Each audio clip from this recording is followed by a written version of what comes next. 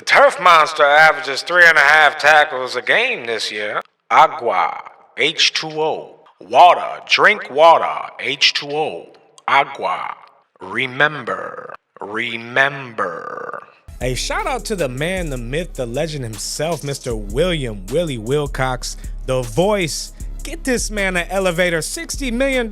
We can't get my man an elevator. Them stairs at Traz are no joke. Hey boy, but do I say remember because wow, GMAC championships, Saturday, Southridge, Miami Central Rockets. This is your week 9 recap, episode 3 of Applying Pressure. We'll get into week 10 later. And then we also have some special guests for you. But where were we? Remember, I tell you what, shout out to Southridge. They came out swinging. There was no fear. There was no hesitation. You know how before the games, you get in your huddle and there's the underdog and there's a couple guys in the middle of the huddle and they're trying to get their guys fired up, and some guys on the outside like, not really feeling it, like we about to get, you know what I'm saying, we about to get the business tonight.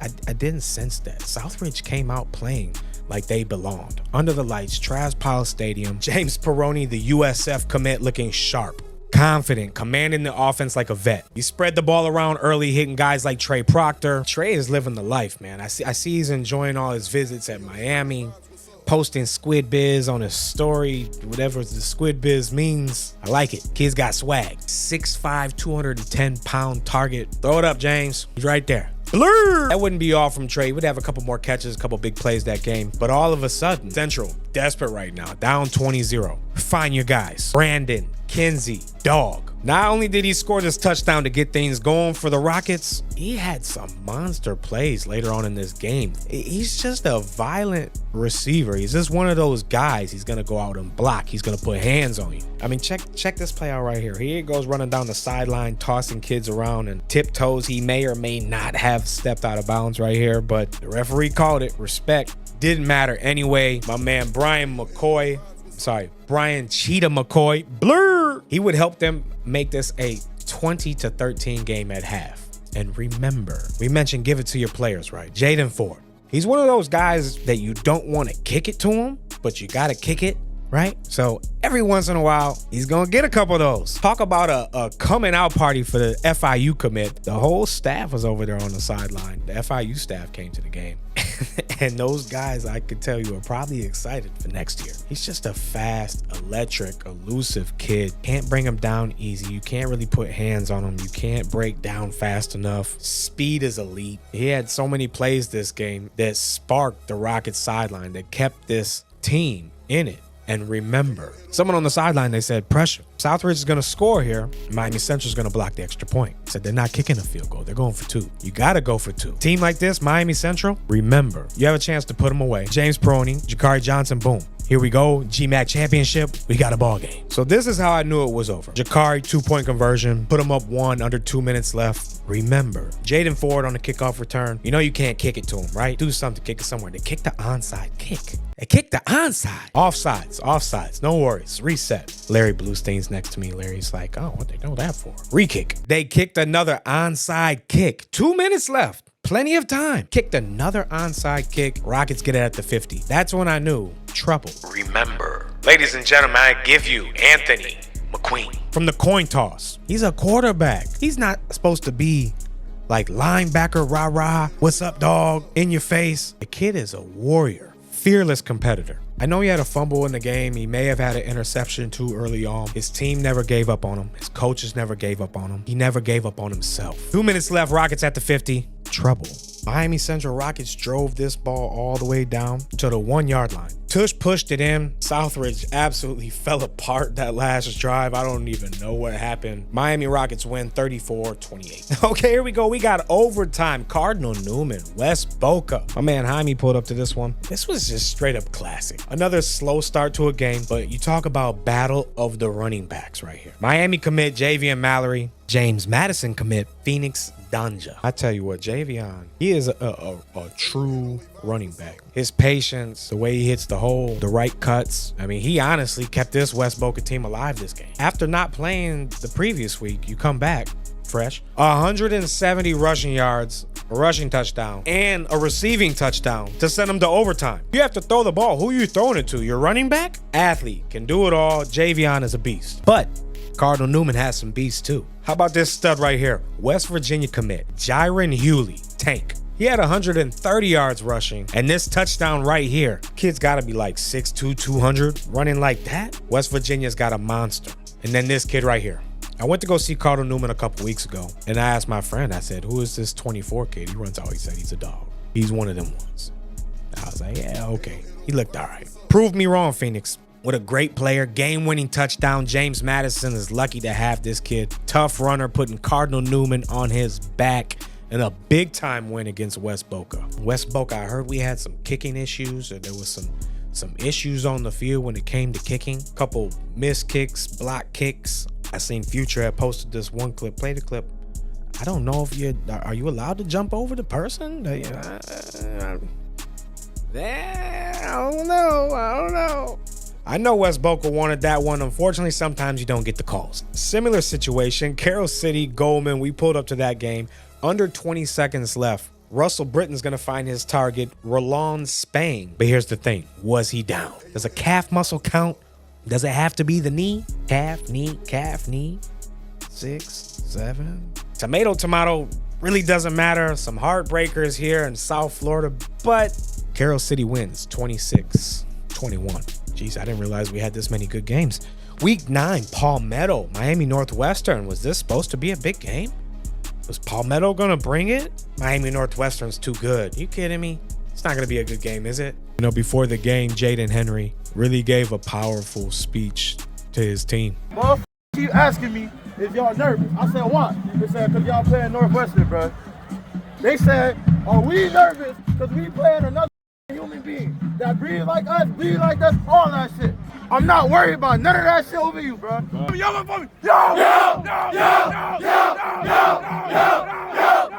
Let's just fast forward. 0-0 halftime. The whole first half, slow. Penalties that you didn't need. Miami was going to score, I think, on the first drive. 15 yards on sportsmanlike conduct. Little flags here and there. When you start games off like that, definitely wasn't the Northwestern team we've been seeing all year long. But shout out to Palmetto. They've got athletes. They've got guys that can compete on an athletic standpoint. 4-star Kevin White Jr. almost with the pick 6 here. And they fought hard, 0-0. Second half comes around, Miami wakes up. Neiman starts hitting his guys.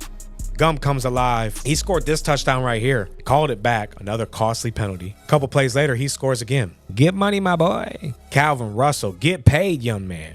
And then come on, you know, no cut. Nick's gotta make a play too. Blur! Nicholas Lanier, Neiman Lawrence, connection. They really took off and it happened so quick. 28-0. Miami Northwestern. How about them Bulls? St. Thomas Aquinas Monarch. Monarch was up at one point. 10 points. 10 points. Raider boys fresh off a trip from London. Couple tutties from Julius Jones Jr. But yes, fresh off a big game in London against the NFL Academy. QB Mason Mallory. Been doing it all year. Why not again this week?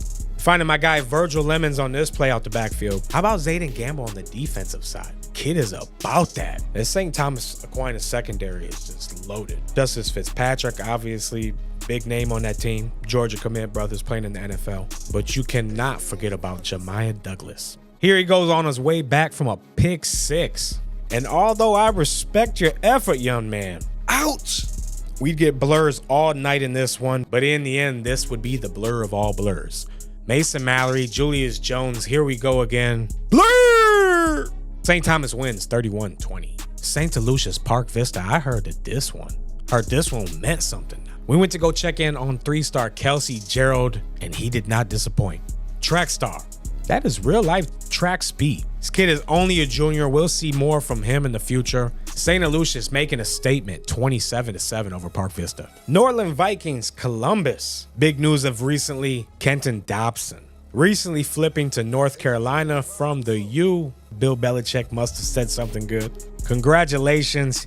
He came out and did something special. Kai Moore, he likes to show everybody love. So here's one for you, Mr. Dobson. Congratulations, North Carolina. Congratulations, Kenton. Blur! Damani Downs, blur. 10-5, you know they're always gonna shine too. Y'all get some too, fellas. Everybody eats. Everybody eats. Miami Northern wins 30-14. All right, that does it for week 9 recaps. If you do like what we're doing here, please like, comment, and subscribe. We do appreciate the love. We do plan on leveling up real soon. Got a lot of fun things in store for you. A lot more interviews. We're going to bring on players. We're going to bring on coaches and even some other media outlets. As promised in the beginning of the show, we're going to bring on some guests. And today we're going to bring on our first guest. And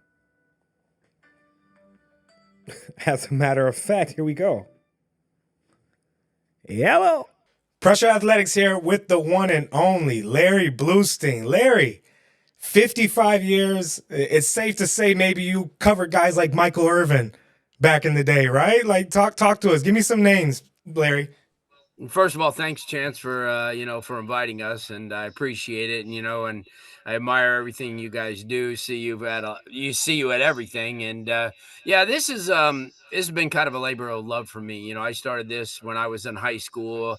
A close friend of mine, was I thought he was really, really good in football. Now I was a baseball oriented guy. I grew up. My dad played professional baseball with the Giants, and that was his dream for me to, follow in his footsteps. And I was okay. I went to college. I went to University of Nevada, Las Vegas, but I kind of lost the passion for it. I didn't throw hard enough as a pitcher, and certainly I always loved the game. Could probably know more about baseball and the history of it than anything else. But because of my dad used to take me, when I was younger, to high school football games in South Florida, I got a chance, from a young age, from back in the 1960s to go to all these games and to see the marquee games because my dad was like an avid sports fan. He kind of introduced me to all the sports and I really loved it. And growing up, I loved the passion for football everything I'm gonna say is gonna make me feel older than I should feel. But I was I went back in the early days of Traz Powell when it was called Junior College Stadium, and they used to start games at 8 o'clock, and it wasn't as there wasn't as much emphasis as there is today. The Northwestern, when I was growing up, When was this, Larry? When was this? Back in the 70s, still 60s, or line. So back in 1970, when I is when I really first started covering the Miami News, which was an afternoon paper. Uh, had asked me, you go to games, you want to maybe write a few paragraphs on a game, get a couple of players' names, and send it to us, and that's how I started. First game I ever covered was Miami Northwestern and North Miami, which is my alma mater, and they asked me because I played football early on, but then it really wasn't a sport that I mean I could punt and I could catch, but I was never fast or anything. So I kind of relied on baseball, but my love for football is because all my friends played, so I kind of went and watched them. And yeah, back in the 70s, I got an opportunity to watch some really, really good talent, but as a kid growing up, my dad used to take us to all the Coral Gables Miami High games, which at the time was the pinnacle for football. Miami High, if it wasn't for Miami High, from 1920s all the way to the 60s, they dominated high school football nationally. They won 17 national champions and championships, and so we used to go see Miami High, and then then the growth of the city began, and you got a lot of the Miami Jacksons started coming up, and Miami Norland, and some of the other programs, and Broward County was still kind of in. were private schools a thing back then? Were any of these private schools big back then, or what? No, they weren't. But St. Thomas really wasn't good. They started out as St. Thomas. They started out as Fort Lauderdale Central Catholic. When Brian Piccolo played there, and obviously, hence the name of the stadium. But yeah, no, they were. Pace was no good. None of those teams were Really, St. Thomas used to not be good, huh? Go figure. So it wasn't fashionable to go to a private school. If you went to a private school back then, you were more regimented. You were like that goody two shoes type of guy, and now not so much. But yeah, the the advent of the real good private schools probably started in the late 70s and the early 80s. Monsignor Pace started, they started having some really good teams, as you mentioned. Chaminade was never really good because it was basically an all boys school up until 1990. And then they merged with Madonna Academy, which was an all girls school in North Miami. Oh wow. So they were really never good. But they had a lot of other smaller programs, like LaSalle, back in the day, and Berlin. When Berlin actually first came from Cuba, and then they went to downtown Miami, and then moved to the location where they are now in the '80s or in the early '80s. But yeah, no private schools really, and the public schools never really played much against the private schools. It was mostly junior varsity. You would see a St. Thomas Aquinas play against Stranahan at the junior varsity level, but they really never played much. And then the '80s came, and then people like George Smith, who landed at in the middle '70s to the late '70s at St. Thomas Aquinas, and then they started upping the ante and getting a lot more of the kids, like Michael Irvin and guys like that who trained. Michael actually started at Piper, and then he made his way over to St. Thomas, and that's what they started to get. And what year was this? Michael Irvin played at St. Thomas. What year? Oh boy, I'd have to say early '80s, in the early '80s, like '82, '83, like in that area, because he became, or like middle '80s, and then he became pretty good, at UM in the late '80s, and then throughout the '90s, obviously in the NFL. But you had guys like him and Lorenzo White, who played at Dillard. Was Isaac Bruce, who just went into the Hall of Fame, was at Dillard High School. So a lot of those, you look at Dillard, they became probably one of the top public schools first because they were quote unquote an inner city school, and they were a community school, which they still are, a community based school. But they became pretty good. You never really, Hollywood Hills actually won the first public school championship back in 1971. And And they you had were there? no, I didn't go to. I went to North Miami, but I went to the game. They played right here in Fort Lauderdale. But yeah, they won the actual first Broward County Public School Championship, or the first school championship of any type, because it wasn't until '90 when St. Thomas won their first. But yeah, there was a lot of the public schools did really well back then. Hollywood Hills did well. Stranahan was really good back in the day. They always used to get a lot of the tougher kids. So the private schools really weren't a fashionable thing. Like Heritage never was. They played in a smaller classification at the time. Pinecrest, the same thing. But then as the '90s came, there was more fashionable to go to those schools because a lot, like I said, George Was Smith there a really started. player, maybe a player that paved the way, someone who like made that jump and made it maybe cool for other kids to do it, or Yeah, but you look. I mean, I think it was guys like. like who was the first private school to like get things going? Who's the first private school in South Florida to really get things going? Yeah, I would think like with St. Thomas, you had a bunch of guys like that back in in the late '80s. Stephon Humphreys, who went on to play in the NFL, and and became with the Bears, and then you had like I said, Mike was really good back in those days. So that's who really kind of started off, because those kids were athletes from like Lauderdale Lakes, like where Boyd Anderson is, and they grew up in a lot of those communities like that. So all of a sudden they started going, because remember, for a kid that lived in the projects areas, they couldn't afford to go to private schools, so then they got them a way to get them some financial assistance, through kind of programs like minority programs. And that's how that all started. A lot of kids started going to these private schools because, they could never afford them in the past.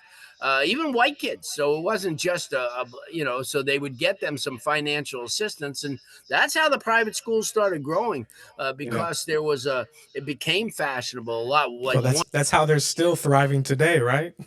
yeah, it's a whole different story today, but Oh, oh, but that's how it kind of evolved. And all of South Florida, like Miami-Dade and Broward County, were always viewed, especially because, like I said, I do want to reiterate how Miami High and Coral Gables kind of, dominated and kind of held, from a national standpoint. They were the yeah, first programs, that were nationally recognized, especially Miami High, because no one would play them for much of the 30s, 40s, 50s, and then Miami Jackson came in, and Lee Corso, who we all know, he played at yeah, Miami Jackson, and you had a lot of these guys that started, because remember, there was no West.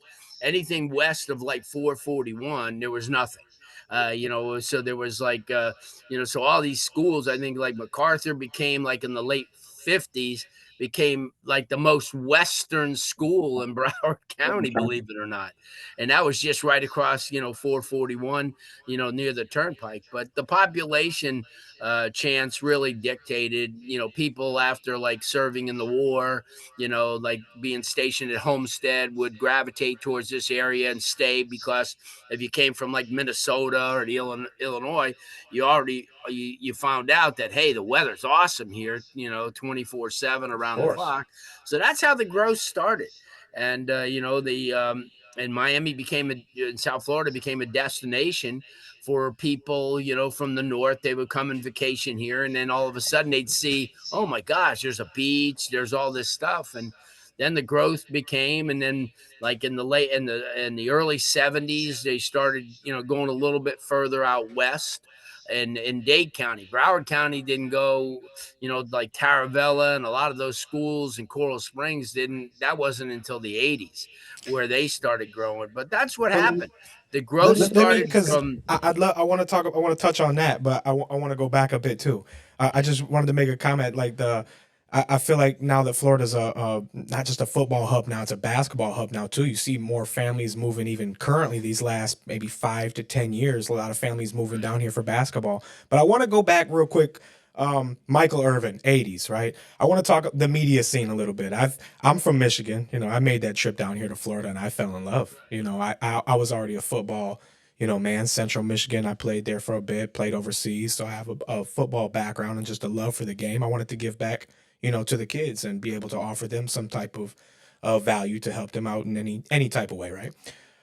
But just the media scene in the past 10 years, I've been doing this for a while, has changed so much. So much. I mean, we were at the Southridge Miami Central uh, game, and that onside kick is still bothering me, Larry. I'm sorry, but but what is that like? I mean, 10 years from me, I feel like a OG in the game, right? 55 years. Like, what was the media scene like back in the 80s? I mean, because I see highlights still, but I mean, it had to be much different. Well, I would go to a game, and it would be me. A Dade County game would be me, the Miami Herald reporter, and the Miami News reporter, and that would be it. And that No wasn't. overtime. Overtime wasn't there? No, well, I'm trying to think of. No, no, No. none of those were there. But that's how it was. I think all the way until the early 2000s, where you had no, because remember, you had no internet, you had no, the internet was really new into the 80s and the 90s. That was so. The last thing that they were going to do is these kids were going to pick up a video recorder and go to a game. They would never Yeah. do that, because first of all, it's just, there wasn't. Nowadays you could just go as like you do it in the 305 Sports Brothers, they'll go to anything and they'll put something up and they'll get a million views.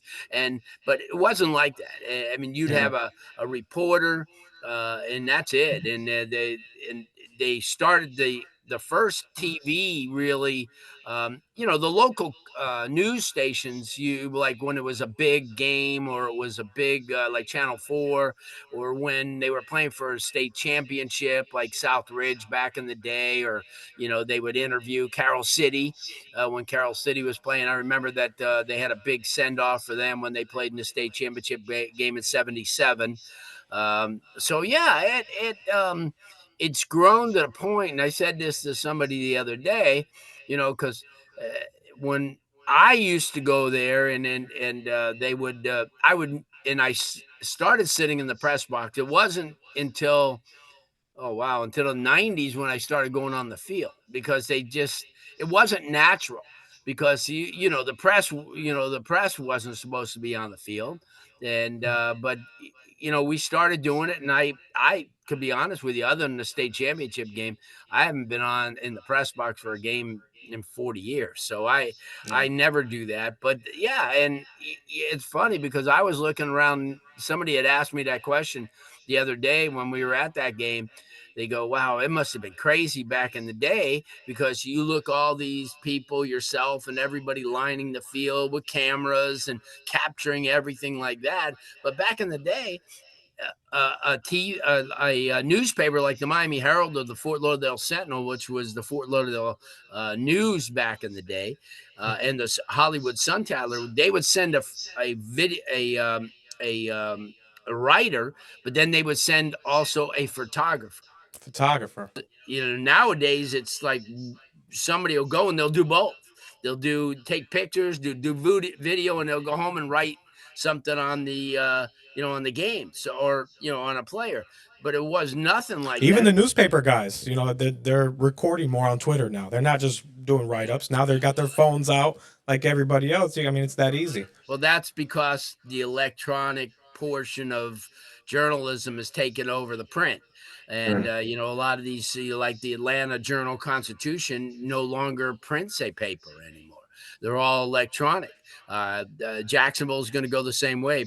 Before you know it, the Miami Herald and the Sentinel, they'll be going that direction. It's just because, more people read stuff online. They're always online. They're on their phone. They're on their iPads. They're on computers, whatever.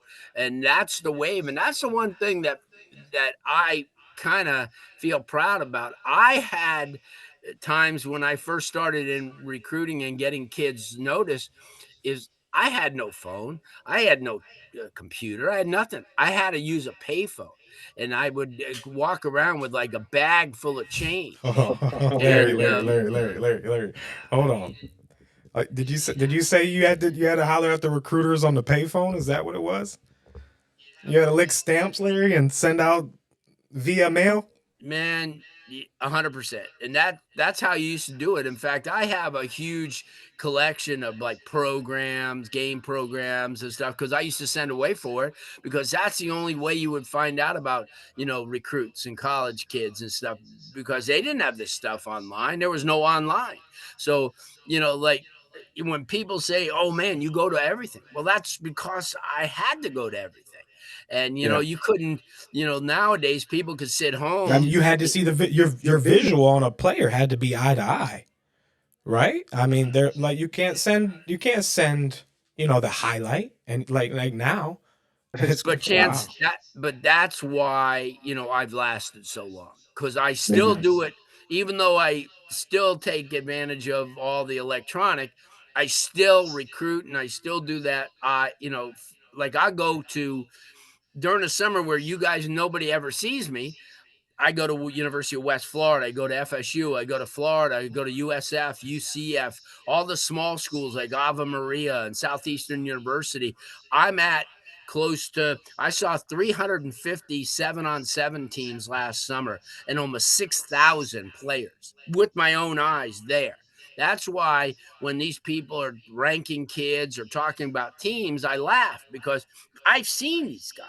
I have something to, like I'm a big stickler at somebody going, "Oh, he's the best in the country." How do you know?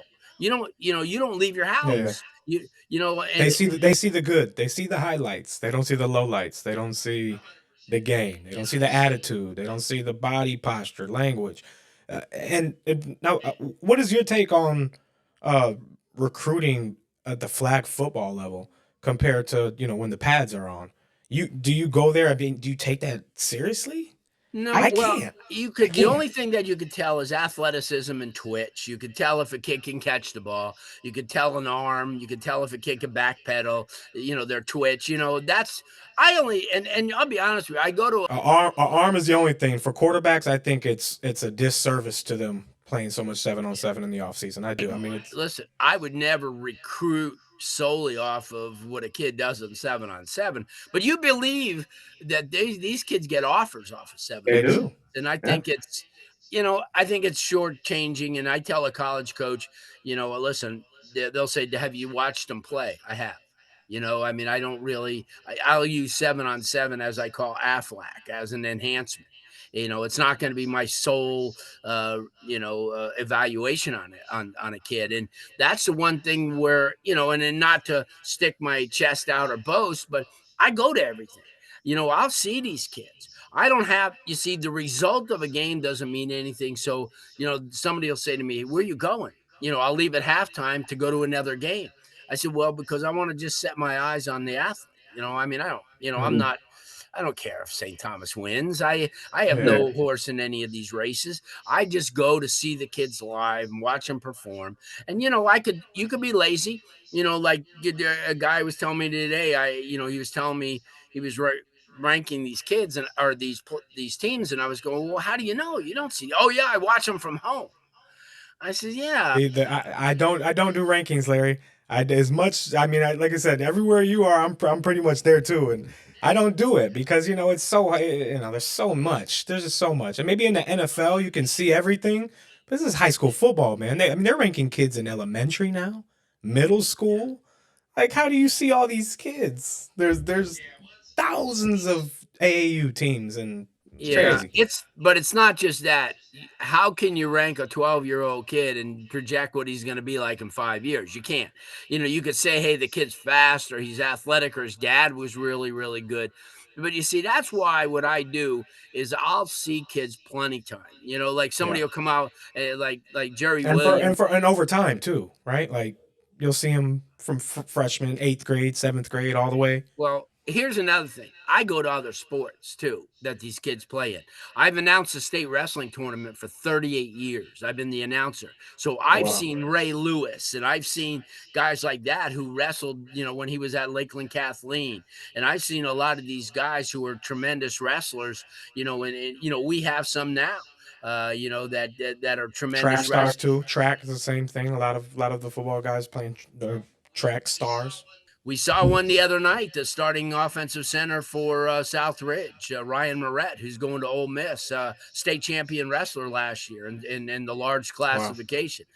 So I get a chance to watch them. I'll go to, That's the kid who lined up at D tackle later on in the game too. On the yeah, very Man, big versatile kid. kid. Yeah. I mean, he's an anomaly because he's one of those guys that started wrestling when he was like 4 or 5. So Yeah. he learned all those things how to do when he was smaller. So now as a heavyweight, he still applies that. He'll shoot Yeah. on you. He'll do different things. Most guys who start wrestling when they're in ninth and 10th grade, all they do is rely on their strength. Like Strength. Ray Lewis or Nate Webster, they didn't really know a lot about wrestling. They were just cock strong. Yeah. Just out physical. Yeah, they would just get you in the head and arm and take your ass down and you wouldn't get up. But Mm. I do that. I watched Jason Lopez play basketball since he was like 12 years old.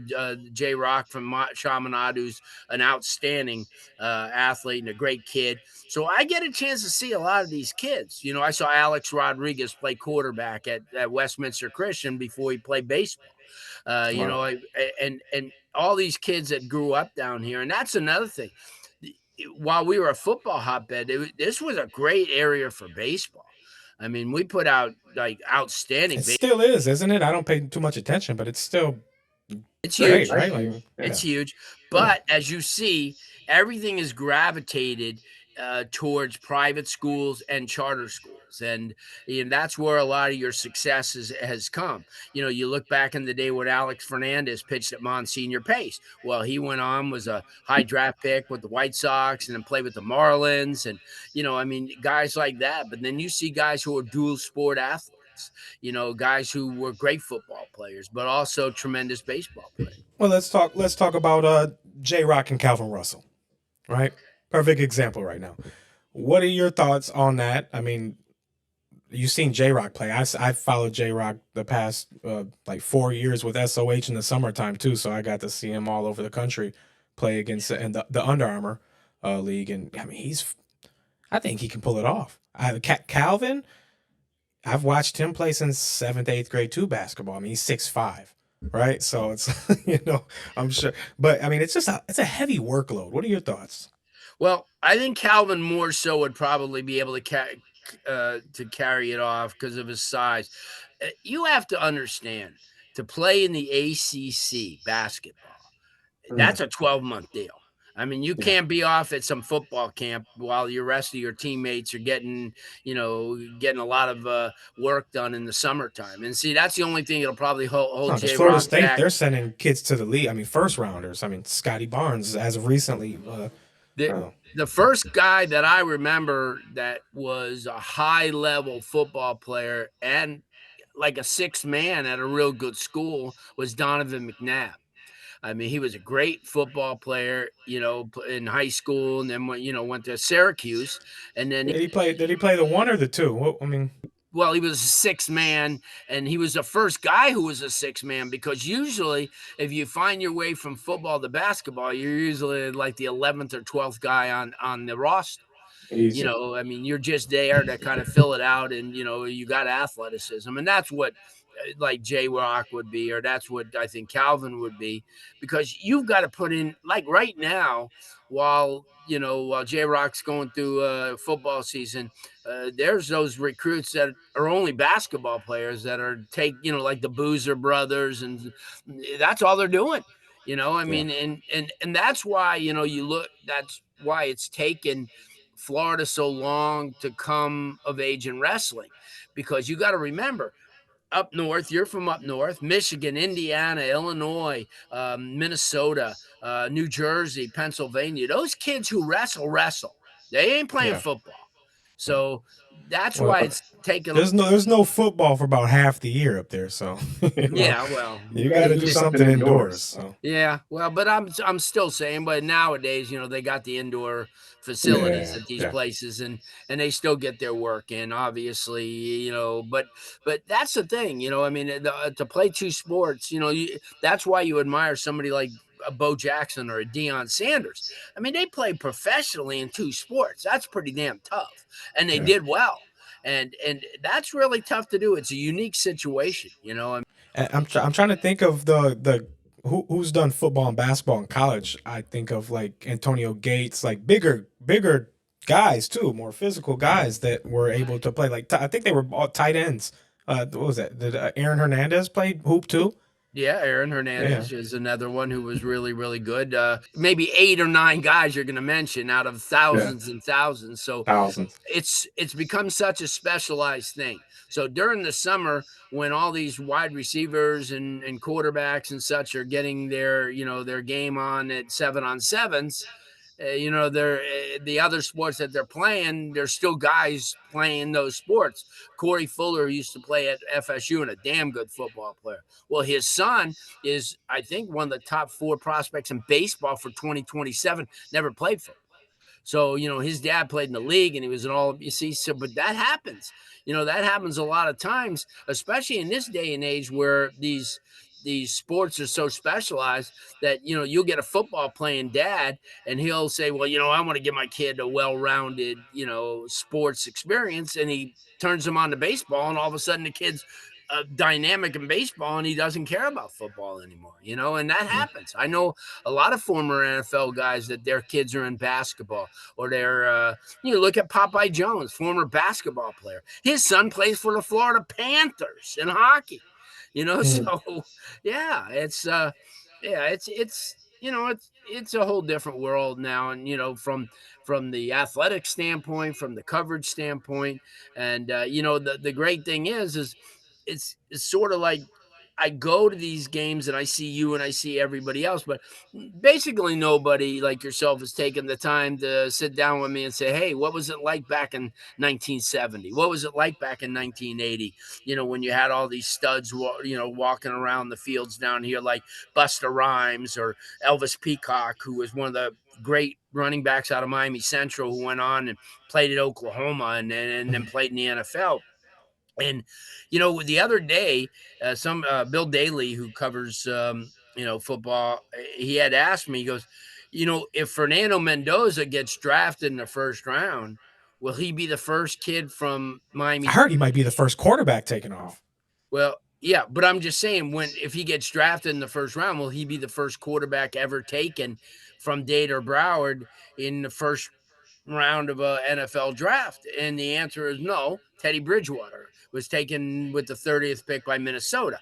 But other than that, we haven't had any. When we've had Danny Cannell, who played at Westminster Academy, who played for the FSU, played with the Giants.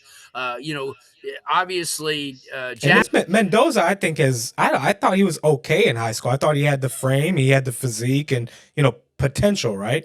But I mean, for him to where he's at now, I mean, I didn't see that. I mean, so good for him.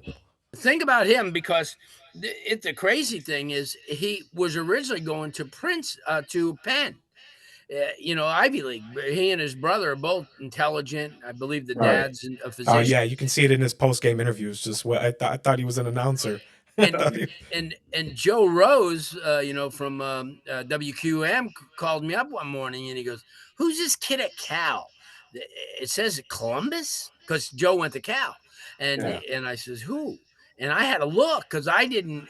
The kid just all of a sudden at the last minute decided to go to Cal, and now he's the best. He's one of the best quarterbacks in the country and doing a great How job. And you his brother's doing? going to come right in after him at Indiana. Remember, his brother won the state title that year. They beat Mandarin, with all those great guys. And, he was a quarterback. And then he went to James Madison.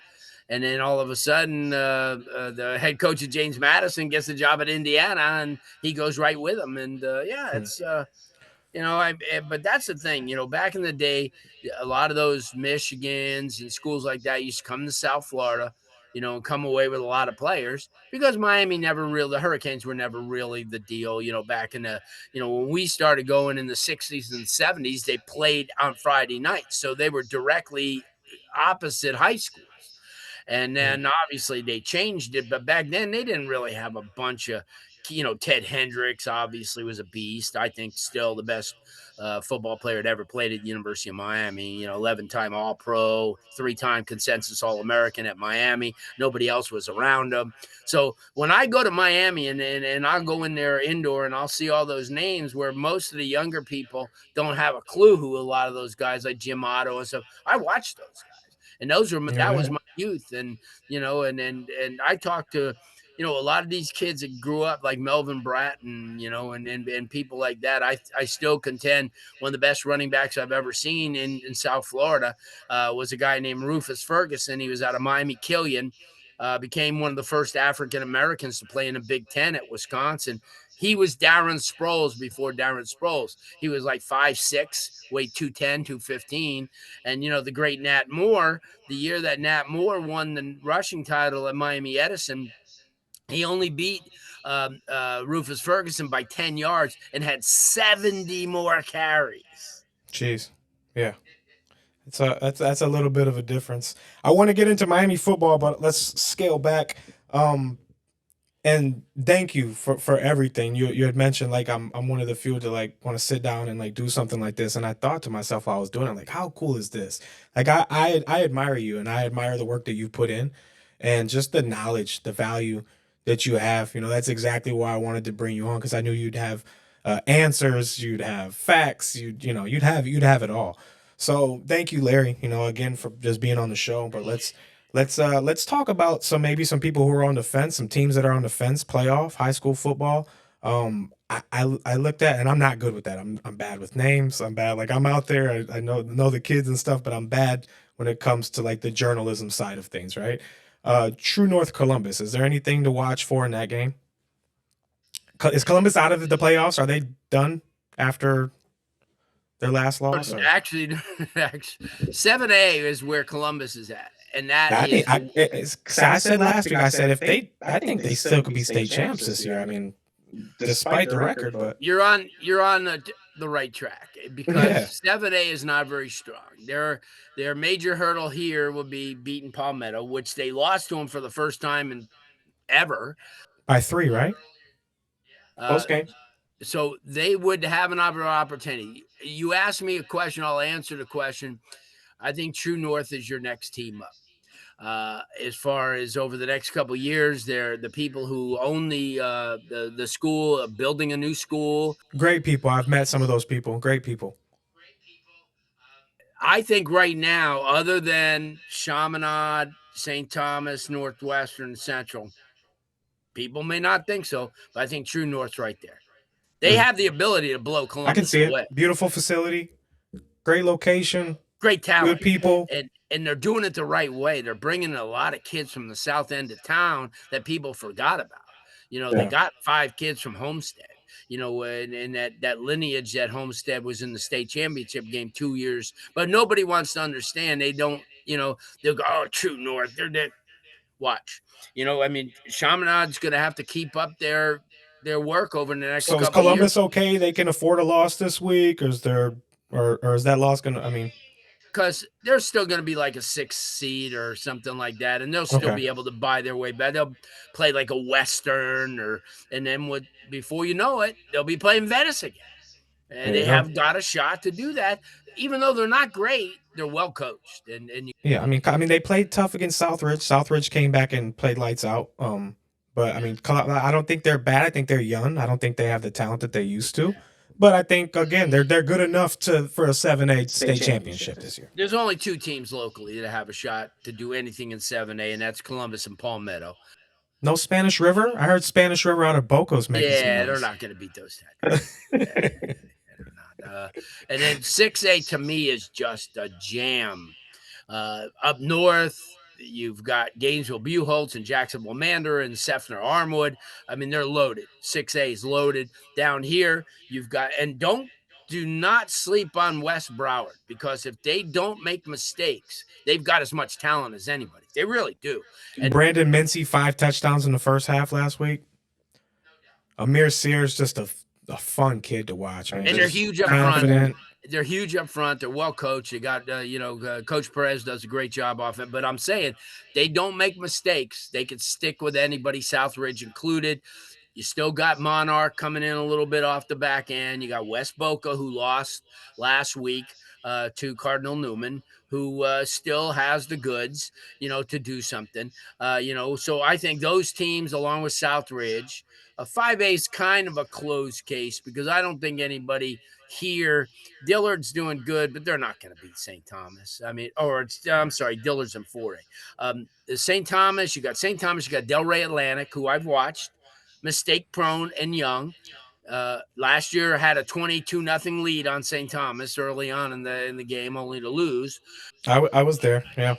Yeah, I think those 2 teams right there in 5A are really Delray Atlantic and St. Thomas. I watched Creek, good team, good coaching. They just don't have a special teams, and that killed them, because they had a kick. They gave Atlantic the ball every time, either at the 50 or in their territory, and they lost 33-30. So I think if they ever got special teams, it's a little late now. But I think in 5A, it's kind of a 2-team race, Atlantic and St. Thomas. I don't think anybody from Dade County would kind of get in that mix. I don't think they're good enough 5A wise.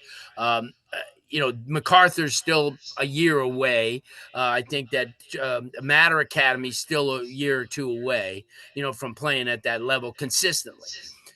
4A to me is just an S show right now, because everybody's beating everybody. Yeah, Heritage loses to Archbishop McCarthy. Remember, Archbishop McCarthy. Which, by the way, Heritage has St. Thomas this week. That'll be fun, right? Yeah, yeah. Well, it's St. Thomas got, you can't say anything bad about St. Thomas. They've had a really competitive schedule and they closed with Heritage and Chaminade. So, Yeah. I mean, that so that's going to test them. I think from a 1A standpoint, I'm just going to go back. 1A, Chaminade's going to be the favorite. Definitely. I mean, I think True North's going to punch back, but they're not ready. I don't think for the long road, but getting closer. See, those are like little things. I don't know who's 1A, 2A. Like when you say it, I'm like, oh yeah, I've only been to the state championship the past 7 years, but I still can't figure it out, Larry. I don't know how you stay so sharp. Archbishop McCarthy, who beat Heritage, lost to True North by 28 points. They play Calvary this week, Archbishop McCarty. Calvary's, I can't say Six enough and about one. Coach Hosa. Yeah. That's a tough school to go to because it's a really Christian school. Yeah. You're not going to get some Dougie kids going to walk in there. Yeah, it's just not going to happen. So what he's been able to do, and they'll probably finish 9-2 on the year or 8-2 on the year, and then get in the playoffs. 2A is going to be interesting because a team that's really starting to play a little bit is Cardinal Gibbons. They've played a I tough love schedule. Gibbons. I thought about going to they play Chaminade. I think it'd be a fun game. Chaminade Gibbons this week. I mean, fun to an extent. Like I think you'll Yeah, see some yeah. play, some Last 2 years sparks. haven't been too fun. I think they've gotten Yeah. outscored like 96-14. But from the 2A level, especially down here, all right, Carroll. I watched Carroll City the other night. They got lucky to win against Goldman. He was I down, think Larry. I think He was down. LaSalle's good, but they're not. I don't think that they're ready for that big stage because I think the 2A teams are going to come from up north. You got Jacksonville Bulls, who we saw in the opening game against against Monarch. And then you got Cardinal Mooney, who's really good. That Bowles kid, Xander Edwards. Yeah, Mark Wow. Edwards' I mean, son. I said it after that game that he was He's the deal. five star Sophomore, potential, right? sophomore. And then he breaks a state record for eight touchdowns in a game. Good, I mean, good game too. It was like a 60-50 something score game. So I mean, those And touchdowns were his needed too. It father, wasn't Mark just a Edwards, used to play with the 49ers and played with yeah. Notre Dame. And yeah, so they're going to be pretty good. Like I said, 6A is going to be really, really tough. 4A is going to be really, I don't think the state champion will come from here this year because you still have Orlando Jones, who's really good, and they're playing better now. And then you got upstate, you got St. Augustine, who came down here last year and gave Heritage everything that they could. They're loaded with talent.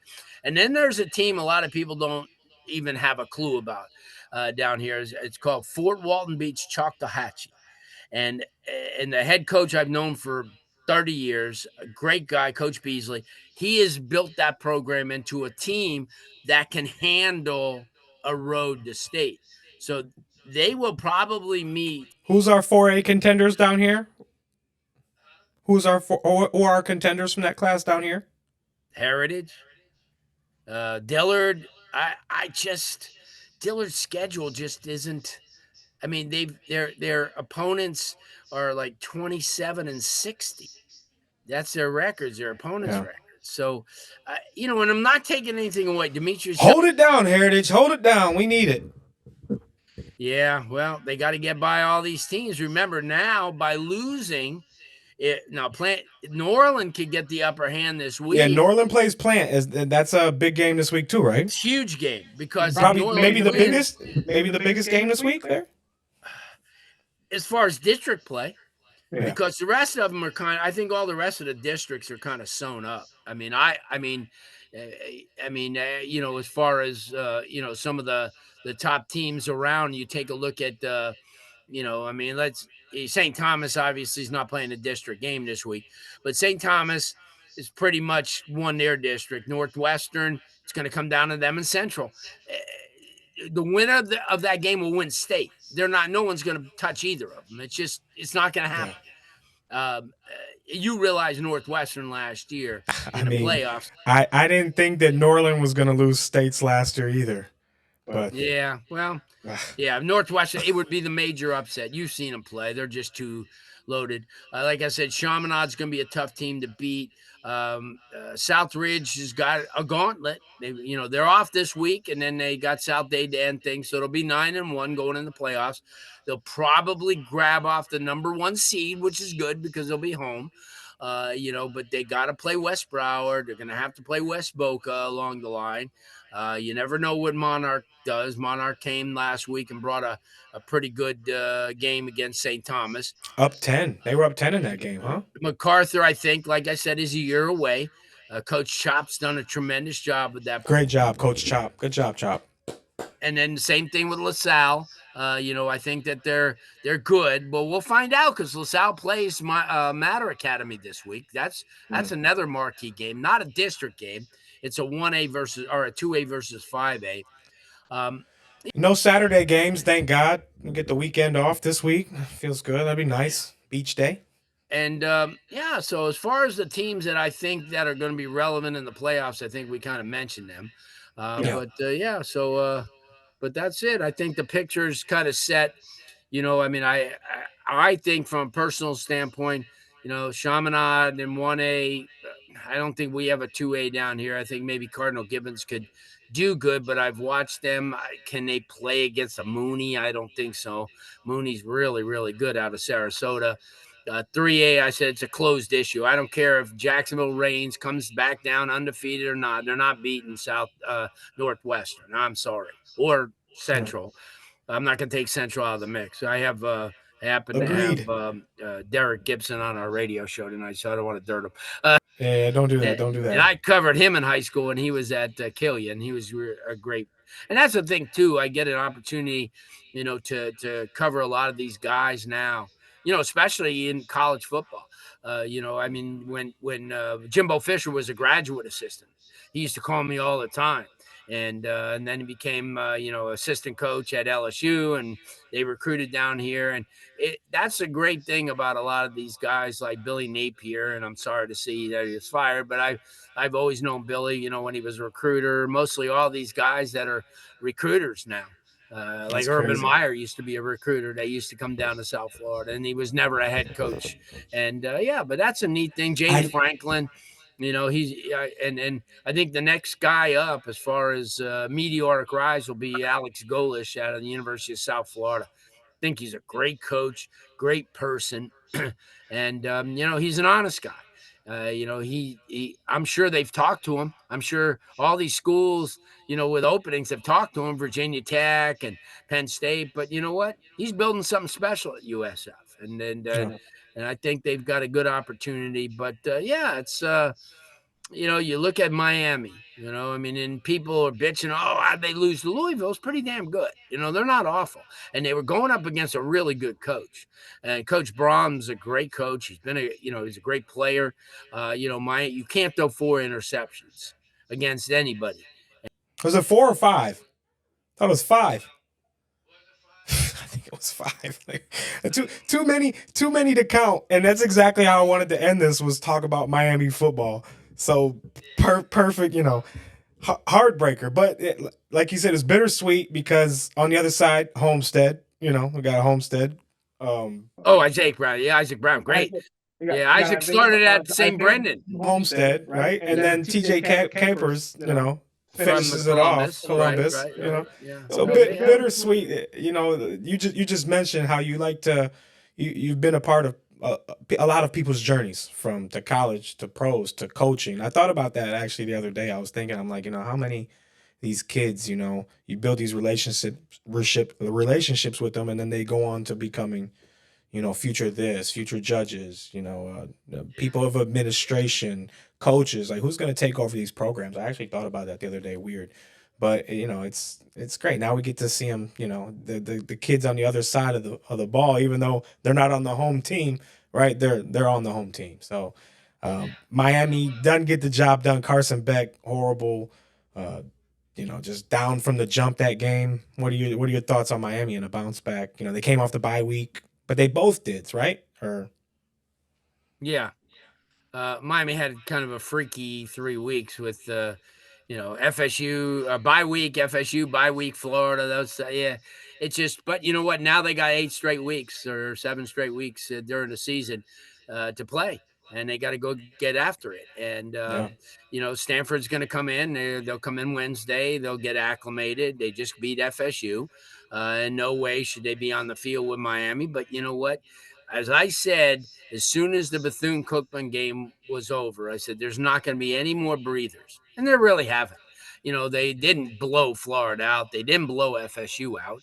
And they're going to see, that every game is going to be tough. The road game at SMU and Dallas, the road game after Thanksgiving in Tough team. Pittsburgh, those are going to be bitches. A lot And, of Florida kids on that team too, SMU, huh? and NC State and Syracuse and all the And teams NC that State. come into to the area. So, people have to understand Miami is not an elite team over an extended period of time. When Alabama lost to Florida State to open up the season, it made news worldwide. And but you see how Alabama's rebounded as one of the top 4 teams in the country because that's the lineage of that program. Ohio State has that. Michigan too. Michigan. They Go had blue. well, they've gone through a lot of coaches. I mean, the Yeah. whole thing is you just can't make coaching changes at that level and still be successful. Successful. Yeah. Remember, Ryan Day was on staff with Urban Meyer, so he had a pretty good grasp of what Ohio State was. And but you look at a lot of these teams. Ever since I was a kid, I've followed, even though I didn't, grow up there, but I followed USC.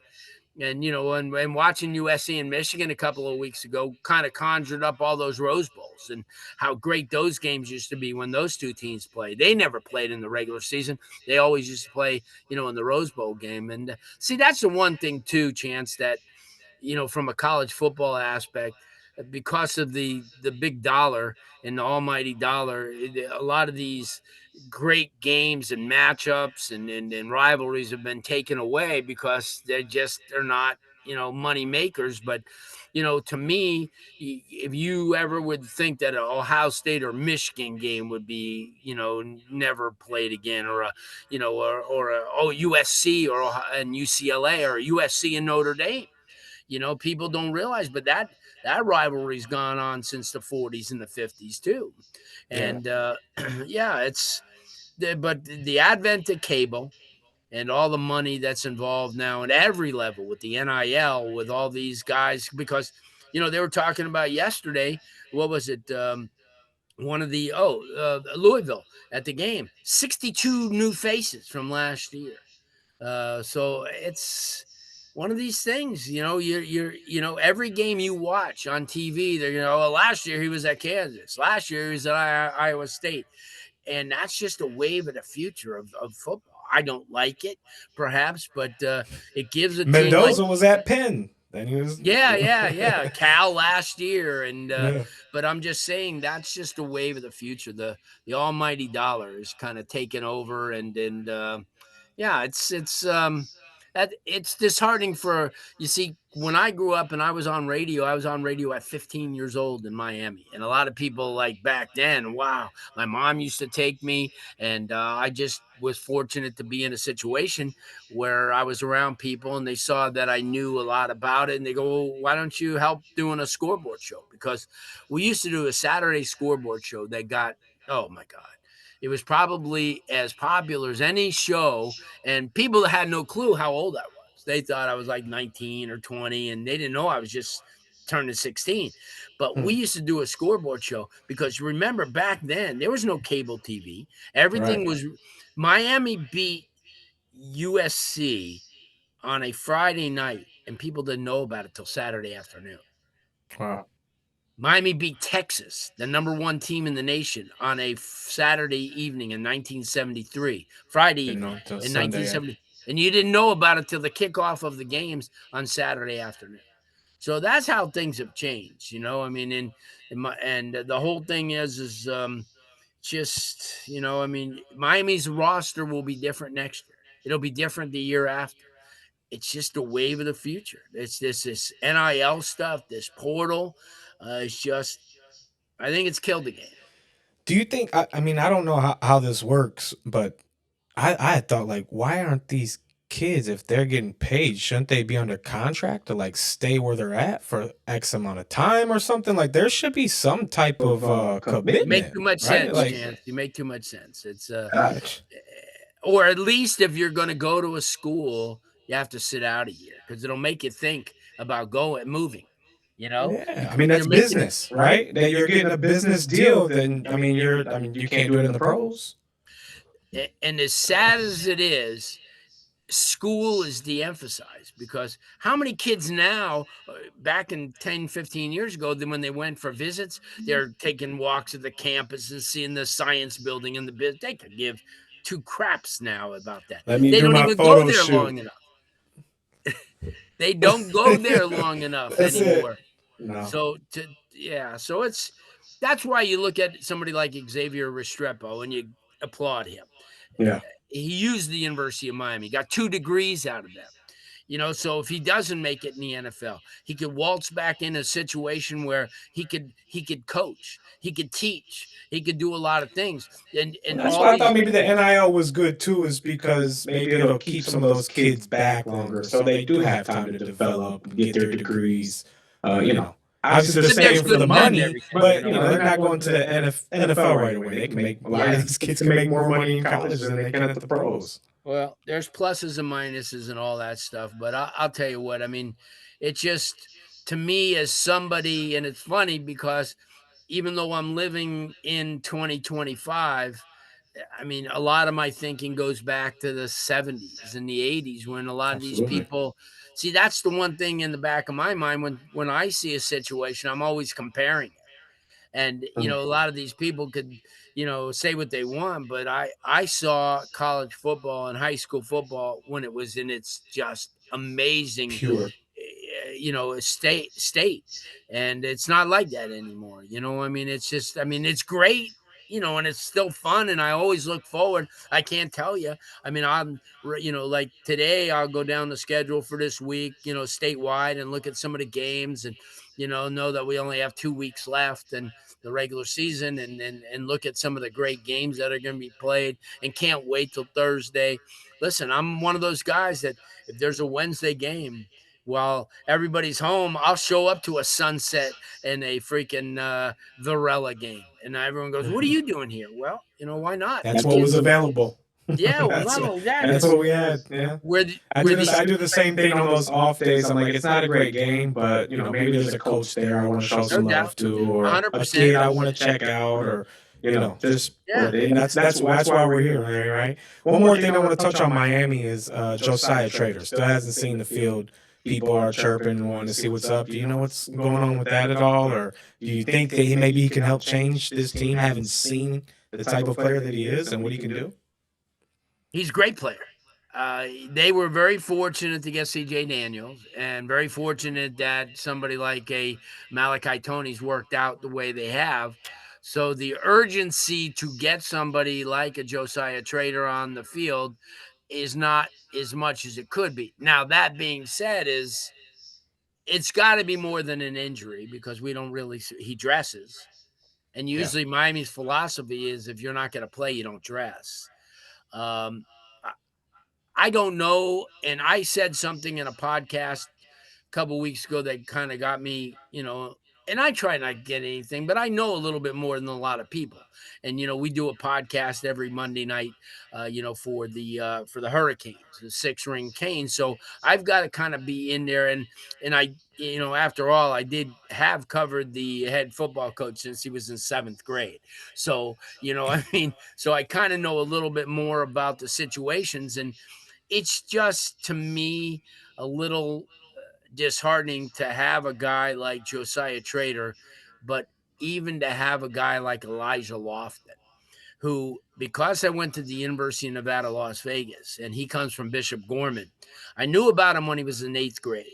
My one of my close friends, his grandson's a coach at Bishop Gorman, and when Brevin Jordan was here playing with Miami, he says, "Yeah, Brevin's really good, but I got an 8th grader that's going to be twice as good."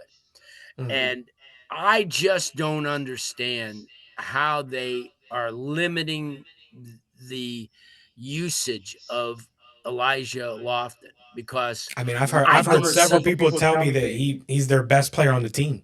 On the team, I've heard he's that good. in And his state, I know I think he ran the wrong route at the end of one of those interceptions. He was supposed to go in or out. Speculation said that, but either way, yeah, he's not really been featured enough. no. And here's a kid in his senior year in his championship game against Liberty High School in Nevada. Ran one, threw one, caught one, and picked one off for a touchdown. And he's and I said over and over again, he'll be gone next year because you got to figure like even UNLV will give him money or USC or any of those programs, Texas, because that's a guy that you could use. He's a true H back. He's not a tight end. He's not big enough, but he's a guy who can run for you.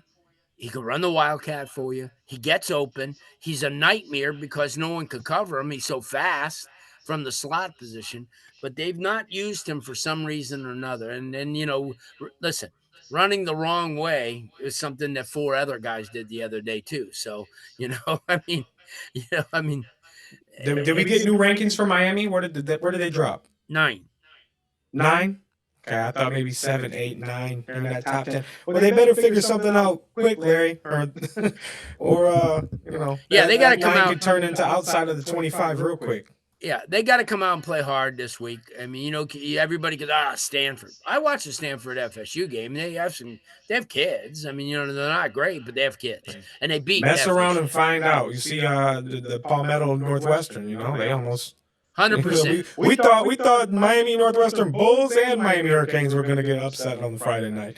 Yeah. Well, so there's no time to take your foot off the gas when you're the number 2 team. When you're Northwestern just jumped into the top 25 the week before. Like there's no time, guys. People want your neck. When you start breaking records and you got all these views and everybody's seeing you have success, people are going to hate on that. They're going to want that, and it's all about who wants it more a lot of the times. Miami can't lose it all.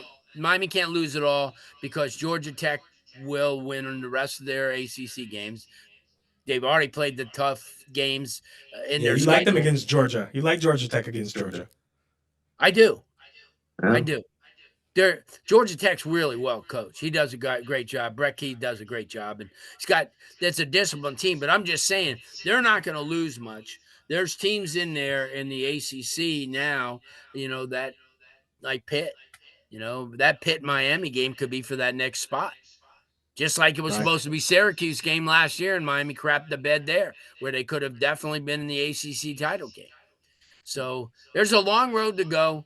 Unfortunately, they got to go on the road 3 times. They got to go to Virginia Tech, Virginia Tech's not good. But if that game happens to be on a Saturday night, those people will find some way to get crazy enough to make it tough. You better believe it. And then they got to go to Dallas to play SMU, and Lashley would like nothing better than to beat them. And then they got to go to Pitt right after Thanksgiving, where they don't do very well in Pitt. So, let's take one game at a time. This week's going to be interesting. Let them beat Stanford and then move up. And because you see the teams in front of them are all going to play one another. So Miami could get back in the top 4 or 5 really easily. Yeah. Well, Larry, thank you so much. It's a pleasure having you. I think we need to do this again around maybe state championship time to see where we're at and what changed since then. But it's a pleasure. We'll definitely be doing this more. Thank you so much for coming, man. Thank you, Chance. I appreciate it. Maybe next time I'll think of a few more players that I've covered back in the 60s and such. No, yeah, I'm sure there's too many to think of. Thanks, brother. I know you got another podcast to get to, so we'll talk to you soon. I got a show coming up in an hour and then a podcast. So, all right, brother. Thank you. All right, Chance. Thank you, man. We'll cut it right there. Hey, that was good, man. Wow, 55 years. To think, I look to my left, I look to my right, my peers, the upcoming, the talent. I'm surrounded by so much talent. You young people, you guys, it's hard to keep up with you while you guys are trying to strive for the followers, and it really just takes time. And what a history lesson we got today. Larry Blustein, it was a pleasure being able to just talk to him and kind of see where he came from and you can learn a lot. You can implement a lot from other people. So looking forward to another 45 years of pressure. If I can keep pressure alive for 55 plus years, well, God willing, that's crazy. Maybe pass it on to my son. That's some things to talk about. But week 10 on the way. That does it for an episode of Applying Pressure, another episode of Applying Pressure. If you do like what you see, please again, like, comment, and subscribe. Shout out to my guy, Hani Moros, in the back there, production team. That's my guy. He's got a Cardinal Newman shirt on. He's representing. Gotta represent pressure.